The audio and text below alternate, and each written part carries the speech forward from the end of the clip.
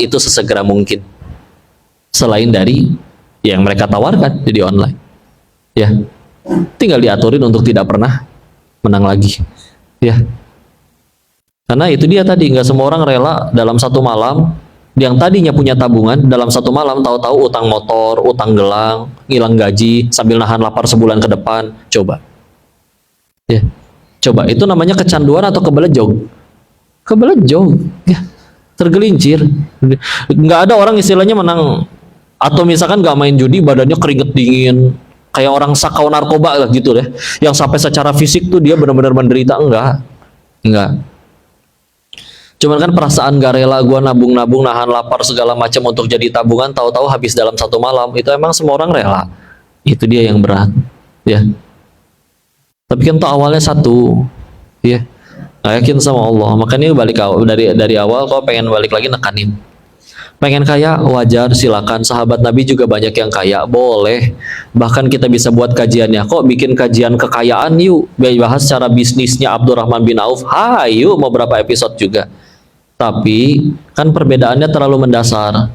Sahabat Nabi jadi kaya itu efek samping. Kita jadi kaya tujuan utama. Sampai kadang punten sholat duha juga biar kaya kita mah.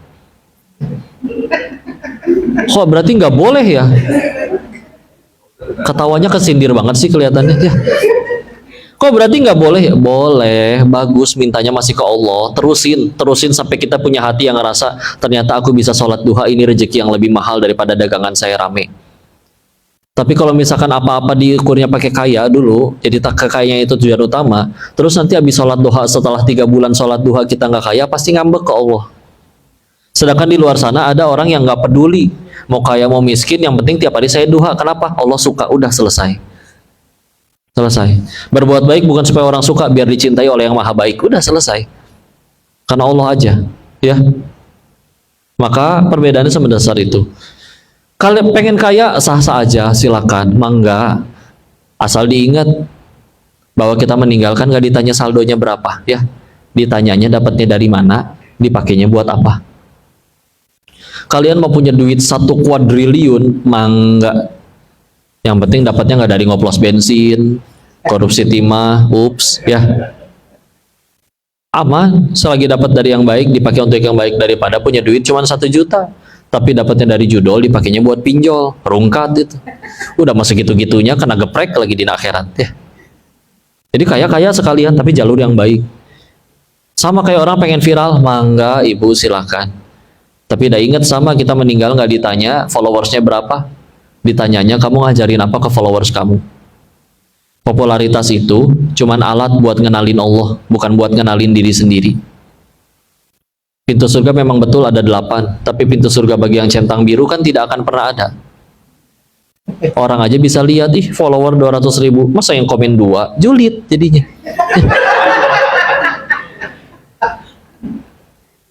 Kan ketahuan gitu fake-nya gitu kan. Ya apalagi Allah dan para malaikatnya atau lebih tahu lagi ini, ya. Jadi silakan sebetulnya, cuman itu dia tadi caranya, ya. Dan ini terutama, dan sebetulnya nggak cuma di sini ya, berkali-kali bahkan sampai ke tingkat kementerian, saya izin nggak sebut kementeriannya, minta dibahas tentang ini. Tapi memang paling banyak ketika diminta untuk bicara kayak gini di pabrik-pabrik. Kan banyak tuh karyawan pabrik berapa ribu orang yang ya akhirnya tergelincir ke situ. Uang arisan 2.000 orang karyawan dikumpulinnya di dia. Ya sama ketika udah kebelejok kayak tadi gimana? Kan hanya dengan sekali kemenangan duit arisan semua orang balik nih. Daripada gue nahan lapar sampai beberapa bulan ke depan. Ya. Akhirnya terjadi, hilang akhirnya orangnya, dan seperti itulah ya. Maka satu renungan yang pertama. Tadi kita udah sepakat pengen jadi kaya itu fine-fine aja. Oke, silakan. Dan kadang orang pengen jadi kaya itu karena untuk meningkatkan taraf kehidupannya. Itu juga masih fine-fine aja. Cuman ini mah renungannya leneh ya, sok kalau mau dipikirin. Akhirnya dia dapat menang judi ini. Dia beli handphone lah seharga 25 juta. Masalahnya kan semua orang dan teman kerjamu tahu gaji kamu teh cuma 4,5 juta. Belum dipotong buat kontrakan, buat token, buat sekolah anaknya. Kok tahu-tahu handphonemu 25 juta? Kalau kamu pikir gara-gara handphone itu bakal naikin kelas kamunya, oh sorry bos, pilihannya 2. 1 dikira KW, Kalau kita berhasil buktiin, ini struknya saya beli asli, kamu dikira menang judi, udah selesai. Jadi dia beli barang yang tadinya buat ningkatin dirinya, malah diremehin sama orang. Kalau di DHL itu diincar security. Oh, diincar security ya. Ya. Karena kelihatan ya, nggak lazim kan? Nggak lazim. Nih gini punten ya. Kayak gini jadi ya. Lihat orang yang tadi lagi sambil jalan ke sini ngelihat ada video terkait ada job fair di Bekasi. Dan itu penuhnya luar biasa, Masya Allah. Kadang yang salah dipahami oleh orang-orang yang baru lulus, fresh graduate, atau bahkan yang udah pada kerja lama, kadang mereka lebih banyak meningkatkan jumlah CV-nya. Sehari ngelamar 20 perusahaan gitu ya. Daripada ada yang satu lagi yang harus dia tingkatin. Kamu punya apa? Ya. Baik skillnya atau value apa yang kamu punya. Contoh kita ambil, fotografer. Kalau misalnya ada orang yang dia betul-betul belajar, dia setiap hari yang dia tahu cuman dia hobi itu, maka dia perdalam ilmunya, ikut seminarnya, beli bukunya, nonton YouTube-nya, sampai akhirnya dia benar-benar punya kemampuan fotografi yang orang lain nggak punya.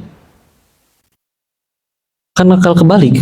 Orang datang, Pak saya pengen nikah, tolong difoto sama Bapak. Saya jadwal penuh Mbak, Bapak minta berapa sih saya bayar. Tahu sendiri orang kalau udah benar-benar cocok, harga nggak masalah kan, kalau memang dia orang kaya banget. Ya. Aduh emang mau nikahnya kapan Mbak? Bulan depan. Tuh saya jadwal penuh 3 bulan lagi. Saya nikahnya 4 bulan lagi Pak, yang penting Bapak yang moto. Bisa mundur tuh. Untung cuman ganti jadwal, nggak ganti calon. Kenapa? Kalau udah ahli dikejar kan. Di saat lihat video tadi, segitu banyak orang ribet nyari kerja, berusaha, berjuang. Ini orang datang nawarin duit kepada dia. Kenapa? Dia punya sesuatu yang orang lain nggak punya. Kalau dia sudah nyampe di titik itu, dia mau pakai sepatu beli di TikTok Shop cuman 125.000, orang bakal ngira itu 5 juta. Dia beli jam tangan 89.000 di online, orang bakal ngira itu jam ori. Daripada jam betulan 5 miliar, tapi dipakai sama ya punten, skill nggak ada, gaji pas-pasan, pakai jam tangan 5 miliar, orang nggak percaya, tetap dikira KW. Apalagi ada orang-orang yang memang diuji oleh Allah kayak begini, kayak ada orang yang diuji Allah tuh kayak kurang pantas gitu pakai barang mahal. Ya.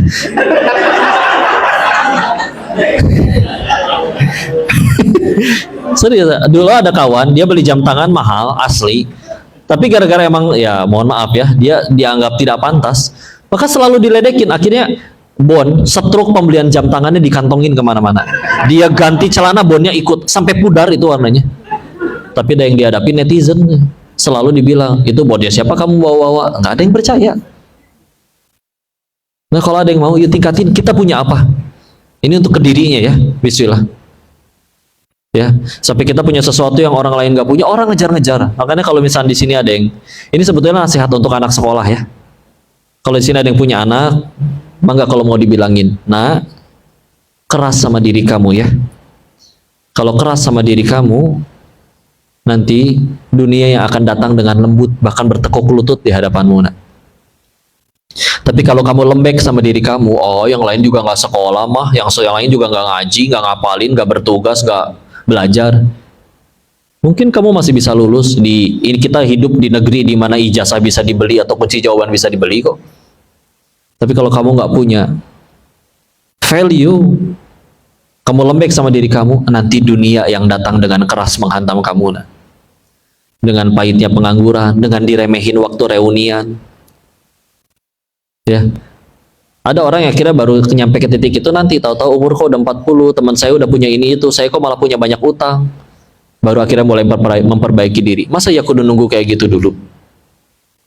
Jadi sebetulnya nyari duit sebanyak-banyaknya itu sah-sah saja.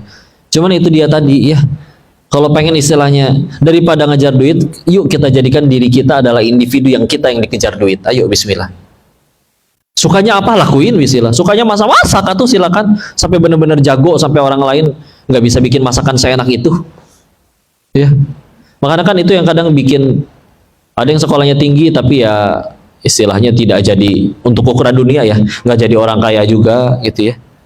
Tapi ada yang istilahnya bahkan punten mohon maaf lulusan SD, saya kenal beberapa pengusaha restoran yang Di daerah-daerah kayak punten di Lombok, di mana yang kalau ditanya lulusan SD. Tapi memang dari kecil passionnya masak. Dari kecil di saat orang lain masih sibuk main, dia udah mikirin gimana caranya masakan saya enak. Nah, ketika akhirnya dia udah jadi orang dewasa, dia udah punya skill set yang beda. Dari cara mecahin telurnya aja udah beda. Kita ngetok bingung, dia satu tangan cetok buka. Yang itu udah dia latih dengan pecahin berapa ratus telur dari zaman dia masih SD. Jadi tangannya masih kecil, ya. Yang dia tingkatin value dirinya, ya. Sehingga akhirnya satu itu value diri, dua balik lagi tambah tadi masalah keyakinan sama Allahnya. Yuk kita bicara rezeki dulu yuk sebentar, ya. Salah satu alasan kita masih hidup sampai detik ini salah satunya adalah demi Allah. Karena semua rezeki yang dijamin oleh Allah harus jadi milik kita. Kalau belum diterima semua, kita nggak boleh mati. Saya, Bapak, Ibu-ibu semua yang nonton di online dilarang mati sebelum semua rezeki itu kita terima.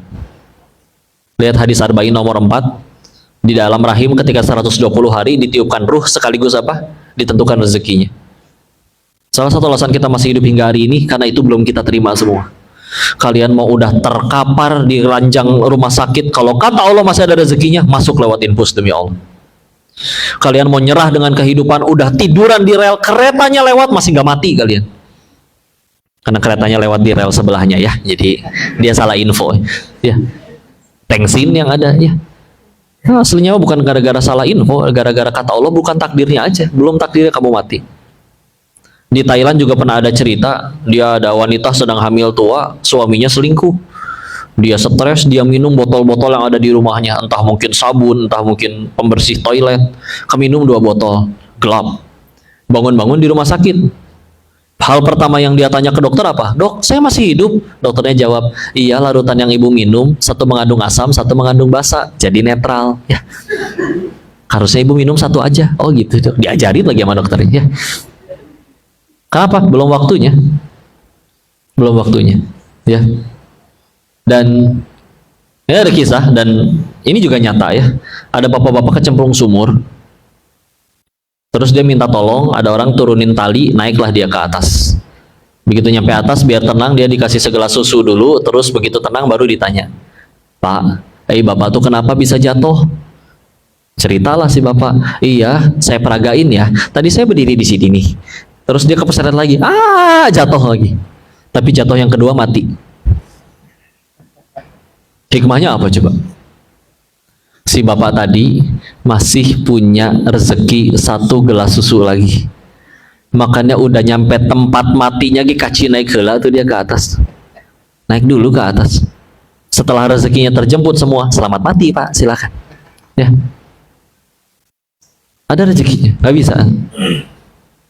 Maka terus ketika akhirnya kita nggak yakin sama Allah, nggak yakin dengan rezekinya dijamin, berani dia. Satu bahasa lagi tentang rezeki. Kita suka ngira kalau yang halal-halal doang kok, kurang kok. Gaji saya sebulan misalkan 5 juta misalkan. Buat token, buat uang sekolah anak, buat uang dapur, buat biaya kontrakan, cicilan motor dan lain-lain kok kurang kok. Oke, sepakat. Tapi kayaknya kalau ngambil yang haram bisa dapat lebih. Nah, ini dia ya. Karena rezeki ini kalau kita pengen luruskan, mau halal mau haram, kalau kata Allah rezeki kalian bulan ini adalah 1 miliar, mau halal mau haram, tetap di akhir bulan tetap 1 miliar demi Allah. Kita kan kiranya yang haram lebih banyak kan? Enggak. Landasannya dari kisah ini, dari Ali bin Abu Thalib radhiyallahu anhu. Beliau minta seorang pemuda untuk bersihin kudanya. Ditinggallah sholat sebentar. Beres sholat, kudanya ada. Tapi pemudanya hilang dan ini ada pelana dudukan kudanya tuh, dudukan dan yang nyambung ke besi yang buat pijakan yang buat naik kuda itu hilang. Makanya sudah beliau pergi ke toko kuda buat beli pelana baru. Nyampe ke salah satu toko, kenal, wah itu pelana saya tuh. Nanya dah yang punya tokonya, Pak, Bapak dapat dari mana itu pelana? Oh tadi ada pemuda jual. Boleh tahu Pak dikasih uang berapa ke pemuda itu? 1 dirham. Kata Sayyidina Ali dalam hatinya, demi Allah yang jiwaku ada dalam genggamannya, beres sholat pun aku mau kasih 1 dirham ke pemuda itu. Tapi lihat, si pemuda nggak sabar. Ditinggal sholat dulu, pasti lama nih. Karena ini yang sholat sahabat Nabi, nggak mungkin sholatnya kuliah kulhu kayak kita, ya nggak? Mana nggak dibilang dikasih duit tadi di awal. Daripada lama, mendingan saya colong. Satu, dapat duitnya lebih cepat. Dua, bisa jadi lebih banyak. Tapi kata Allah rezekinya 1 dirham. Dia udah keliling sekian banyak toko, jawabannya sama. Banyak toko, jawabannya sama. Dek, mau? Enggak. Kalau mau 1 dirham, kalau enggak bawa sana ke toko lain. Ya udahlah Pak, daripada nggak laku, mana sini duitnya? 1 dirham. Tapi dia dapat 1 dirham plus dosa.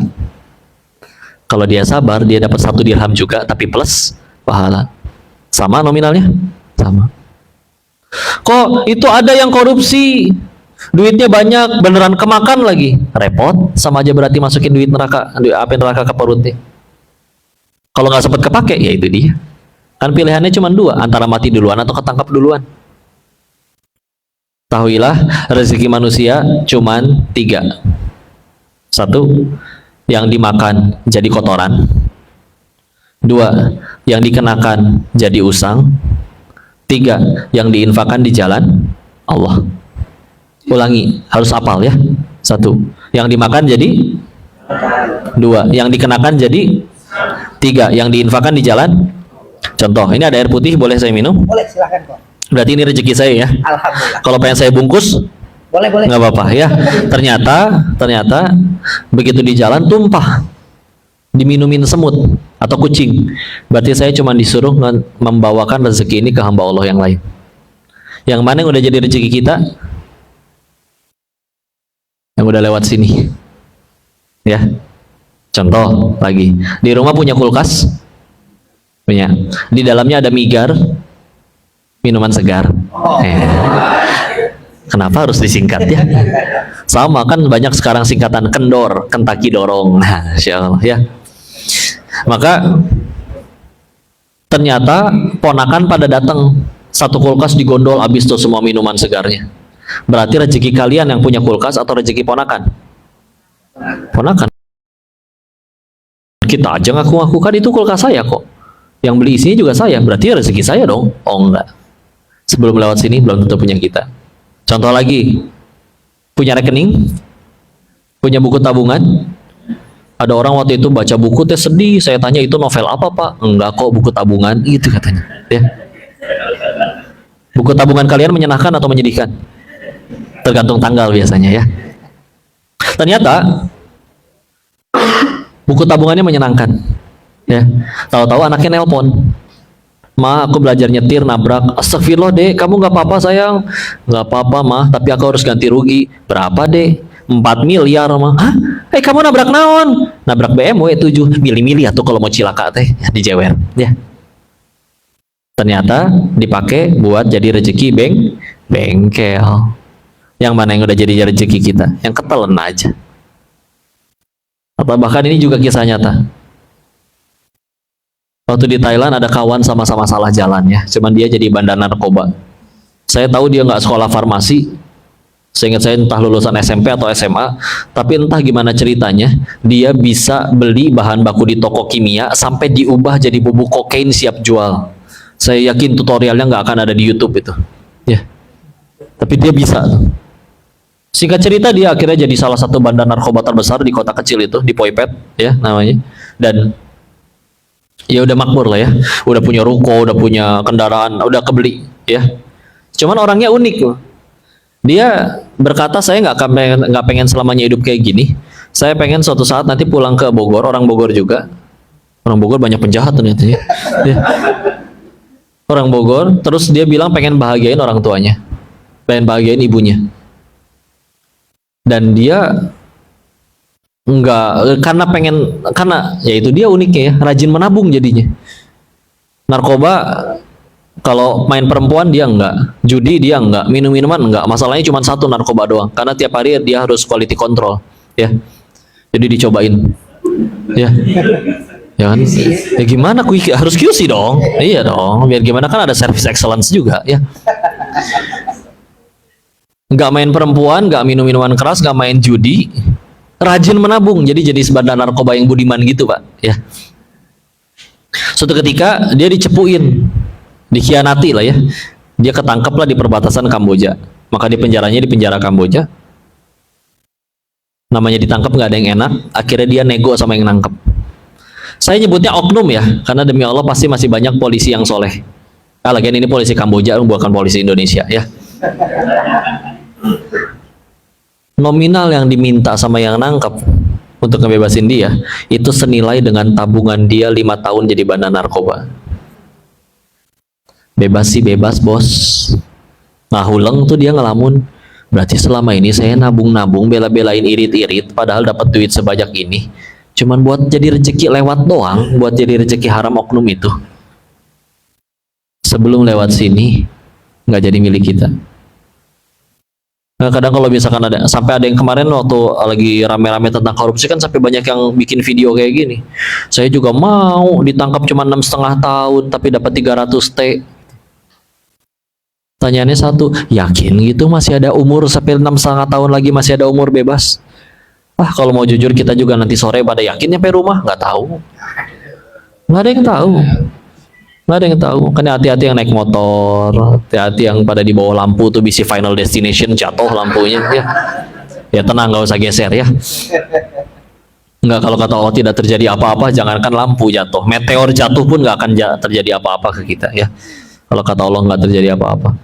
Makanya ini kenapa bahas tentang rezeki dulu ya, bismillah. Yakin kuat.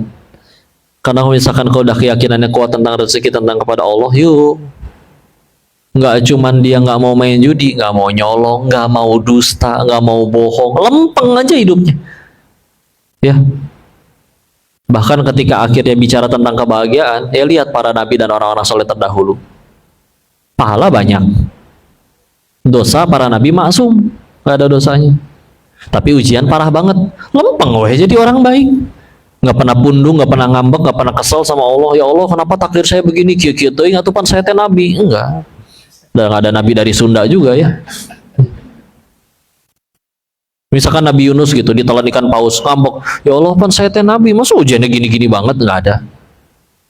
Malah la ilaha illa anta subhanaka inni kuntu minadz zalimin. Tiada ilah selain Engkau ya Allah, maha suci Engkau, sesungguhnya saya yang zalim. Ngaku di hadapan Allah. Modalnya yakin wisilah.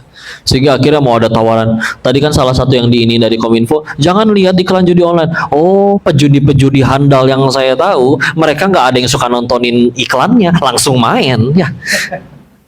Udah tahu dia mesti kemana. Bahkan kalau udah yang level kakap, beli tiket berangkat langsung ke Sentosa, Marina Bay Sands, atau di Genting Highland di Malai, atau ke Makau sekalian ya. Karena udah niatnya dari awal pengen kayak gitu ya. Butuh duit, iya. Tahu-tahu dapat tawaran yang judi. Kalau udah benar-benar yakin, ya Allah, rezeki itu yang penting bukan banyak, bukan adanya, tapi barokah. Karena kalau misalkan ternyata banyak tapi nggak berkah, ya lihat para maling di negeri ini. Mereka tuh nyolong duit miliaran dalam kondisi di rekeningnya udah ada miliaran. Tapi karena di hatinya nggak ada Allah, nyolong wae kerjaannya, ya. Nyolong juga akhirnya dapat nih duit miliaran. Emang kelihatan duitnya juga kalau mau jujur. Kadang duit di rekening. Mati lampu se-Indonesia, mati lampu sedunia juga nggak bisa diambil duitnya. Mau nggak mau kudu cuci duit. Akhirnya beli villa di puncak. Yang paling nikmatin villanya siapa? Si Mamang sama si Bibi berenang tiap hari di villa. Seger. Ya Allah, lari-larian di taman. Mamang, Bibi. Nanti malam kita tidur mau di lantai berapa sayang? Indah ya Allah. Tiap bulan digaji. Berenang tinggal nyebur. Token habis tinggal bilang si bos. Makanya ternyata pengen bahagia tuh syaratnya satu, gampang. Kalian tinggal jaga villa aja, udah selesai bahagia. Coba yang punyanya, belum tentu datang setahun sekali. Token habis ngisi tiap bulan gaji karyawan, ya. Dan selevel villa nggak mungkin ngisi token 20.000, dilepehin sama setrumnya juga, ya. Ngisi tokennya sejuta, ngerasain setrumnya enggak, ya. Dan kadang atas namanya juga atas nama si Bibi itu. Berarti milik di hadapan negara milik si Bibi itu bukan milik si bos. Tapi yang dihisap dia. Ya Allah, nikmatin enggak? Pernah jalan-jalan ke Pulau Seribu ceritanya sama si guide-nya, dipilihin pulau. Ada pulaunya kecil dan di tengah-tengahnya ada satu villa gede. Saya kira kosong, tahu-tahu ada orang keluar. Itu mah nyampe ngejemur juga di dalam rumah. Ditanya, Pak, Bapak di sini? Iya, saya udah generasi kedua, orang tua saya jaga di sini. Pemilik vilanya mana? Ini pemilik villa. Oh, bukan pemilik villa, ini pulaunya pun sudah dibeli, milik pribadi. Kapan Pak terakhir pemilik pulau ini datang ke sini? Setahu saya mah 32 tahun yang lalu ya. Tapi Bapak 32 terakhir, bapaknya Bapak dan Bapak juga digaji ya. Alhamdulillah digaji tiap bulan, makanan juga disuplai, dikirimin. Yang penting saya jaga di sini. Ya Allah, 32 tahun di pulau pribadi, sampai ganti keturunan tuh, ganti generasi. Yang punyanya nggak datang, terakhir datang 32 tahun yang lalu. Masya Allah. Cara rezeki udah gitu, kayak begitu. Yakin dulu bismillah. Karena kalau misalnya nggak yakin ya itu tadi di efek samping. Terus berarti gimana kok? Masih ada nggak waktunya? Aman? Gimana? Masih ada waktunya? Aman? Masih ya. Jadi istilah ya. Terus berarti gimana tuh kok kalau udah kecanduan, kalau udah main nih, udah main gimana cara berhentinya? Cara berhentinya ya jangan depo, selesai udah. Kecuali setiap kali kalian berhenti main, si bandar ngirim tukang pukul ke rumah kalian buat nyekek anak istri kalian. Pernah nggak ada kejadian kayak gitu? Nggak ada. Makanya sekali lagi yang dilawan tuh mentalnya sendiri, yang dilawan masalahnya adalah diri sendiri. Karena tadi kau bilang terbukti di luar sana ada yang bahkan rela mati daripada saya ngambil yang haram. Ya. Karena udah masalahnya di mental. Ya udah, mau akhirnya handphonenya diambil istrinya, disembunyiin. Kalau emang pengen bengal sekalian ya lebih pintaran yang jahat lah. Nah masalahnya tadi nggak yakin sama Allah. Karena ada yang mau sampai kayak gimana pun dia tetap nyari jalan untuk bisa main, bisa apa. Ya. Jangan depo, udah selesai. Nggak ada ceritanya berhenti main, kita dikirimin tukang pukul untuk digebugin sama si bandar, nggak ada. Sama dia juga nggak bisa apa-apa. Kita nggak bisa nyari dia di sana, nggak tahu bandarnya yang mana. Mereka juga meskipun punya data-data kita, nggak akan serepot itu ngirim tukang pukul untuk maksa kita main lagi, ya, nggak akan. Dan ya ini dia, ini juga salah satu renungan. Kalau di dalam Islam kan patokannya jelas syariat ya, maka judi itu nggak boleh. Tapi bagi orang-orang tidak beragama di sana, patokannya kan cuma moral. Kalau ada bapak punya handphone saya rampas dengan paksa, itu bagi mereka sama, itu kezoliman. Tapi bagi mereka judi itu nggak zolim. Kenapa? Pemain saya nggak ada yang saya paksa. Menang juga gua bayar. Jadi gua zolimnya belah mana? Ya. Jadi mereka ngerasa itu tuh bisnis. Ya. Bukan dosa besar sebagaimana bagi kita yang muslim ya. Nah, karena akhirnya dia mikirnya kayak begitu, ya akhirnya dibikin bagus sekalian, dibikin iklan sampai mereka berani bayar iklan dan segala macam, ya. Ngeberantasnya memang nggak bisa sendirian, ya. Tapi kenapa kok pilih jalan yang ini? Karena bismillah, kalau gara-gara ini hidayah dari Allah datang masuk kepada orangnya, entah bandarnya, entah pemainnya, tanpa perlu apa-apa juga mereka berhenti sendiri. Daripada coba misalkan ya, kok tahu lokasi mereka di mana, orang-orangnya siapa saja. Misalkan kok nekat selon bawa senjata api atau bawa golok datengin mereka, gebrak didobrak pintunya, terus sosok kayak jagoan, pada berhenti jadi bandar nggak lo? Gua gorok nih. Kalau mereka nggak mau berhenti, saya pulang juga mereka nggak bandarin lagi. Karena orangnya nggak mau berhenti. Ya kalau udah ya kayak gini nasihat, hidayah, mudah-mudahan masuk. Berhenti sendiri, sila. Makanya yang disentuh apa? Keyakinan ke Allahnya, bismillah. Ya. Udah itu aja